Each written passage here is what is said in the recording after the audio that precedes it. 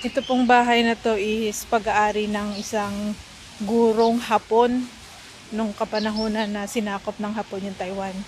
Bali, ito talaga yung original na location, pero parang medyo inano na nila to, inayos-ayos kasi sa tagal na nga naman ng panahon yung iba na nasira na nirestore na lang nila, pero ano tawag dito, may mga ibang napalitan na syempre.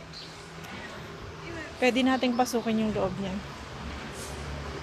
Ay, sarado yata siya ngayon. Pero napasok na namin yan dati. Kasi allowed naman yung pagpasok dyan. Ito. Ayan o. Oh, principal pala ng Japanese. Ayan siya. Ayan, tignan natin. House number 1. Ibig sabihin may house number 2.